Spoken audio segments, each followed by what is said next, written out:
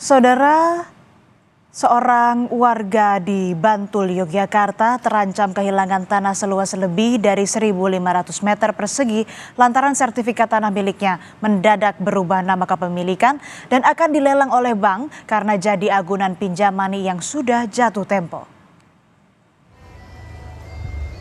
Kejadian bermula diduga ketika Tupon Hadi Suwarno, warga Bantul, meminta bantuan seorang untuk memecah sertifikat tanahnya. Namun lama tak ada kabar, ternyata sertifikat tersebut sudah berganti nama dan menjadi agunan pinjaman di bank sebesar 1,5 miliar rupiah.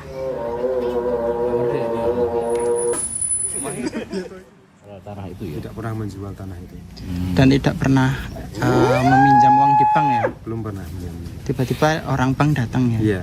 Reaksi Anda ketika orang bank mengatakan bahwa tanah ini dilelang itu seperti apa, Mas? Kaget ya. Kaget saya, Pak. Soalnya pecah plastik kok. Pecahan kok jadi balik nama gitu. Tupon Hadi Suwarno, pria berusia 65 tahun, warga Dusun Ngentak, Kelurahan Bangunjiwo, Kecamatan Kasihan, Kabupaten Bantul, Yogyakarta, kini dalam kondisi gundah. Pasalnya, tanah seluas 1.655 meter persegi miliknya diklaim telah menjadi milik bank yang disita dari seorang debitur. Tupon merasa tak pernah meminjam sepeser pun uang bank dengan mengagunkan sertifikat tanahnya.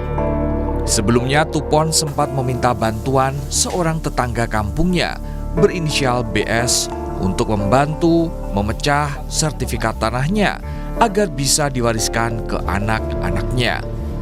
Namun sejak saat itu, Tupon tak pernah memegang lagi sertifikat tersebut. Sertifikat kula niku namun jaluk kali Pak Bibit adun dipecah-pecah ke tengah loh. Nunjuk pripun? Kabare terus pripun? Kabare iki kula ngrenake nggih sesuk cerak yo dadi Mbah ngoten niku. Bang dugi. Nggih. Terus bang dugi pripun? Dilelang. Mungal pun dilelang ngoten. Bareng ngoten niku kula kaget. Terus wis sakal mboten temutan ana napa. Mboten kemutan ana napa pokokane mboten eling pokokane pun. Agil Dwi Raharja, Ketua RT, menduga Tupon menandatangani sertifikat tanpa sepemahamannya lantaran tidak bisa membaca. Agil menyebut Tupon sempat diajak menandatangani dokumen tanpa adanya pendampingan. Betul, jadi untuk baca tulis itu memang bapak dan ibu itu memang tidak bisa. Terus Pak Tupon itu sudah mulai pendengarannya berkurang. Jadi memang Pak Tupon beserta istri itu 2 kali diajak tanda tangan di 2 tempat yang berbeda. Pertama di daerah Janti, kemudian yang kedua di daerah Krapyak. Namun di situ Pak Tupon itu tidak dibacakan apa maksud tujuan tanda tangan itu. Datang ke tempat langsung tanda tangan, setelah itu pulang.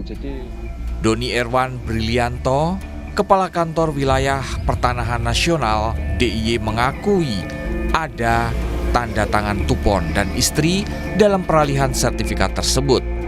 Namun melihat proses peralihan sertifikat itu, Doni menyebut akan memblokir internal dan mengajukan penghentian sementara proses lelang sertifikat tersebut. Dan kita juga saat ini juga menyiapkan langkah-langkah selanjutnya lah. Pada saat ini kan akan dilakukan lelang ya oleh KPKNL, dan kami akan menyurati kaitannya dengan adanya sengketa ini, dan kemudian kita juga lakukan yang mungkin nanti kita juga akan melakukan kajian terhadap sengketa ini dan akan melakukan blokir internal supaya tidak diproses di sengketa Mbah Tupon, sambil kita juga akan membantu Mbah Tupon ini. Sengketa lahan ini juga telah dilaporkan pihak keluarga ke pihak kepolisian.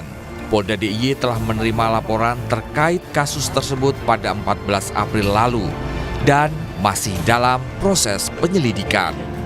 Tim Liputan Kompas TV.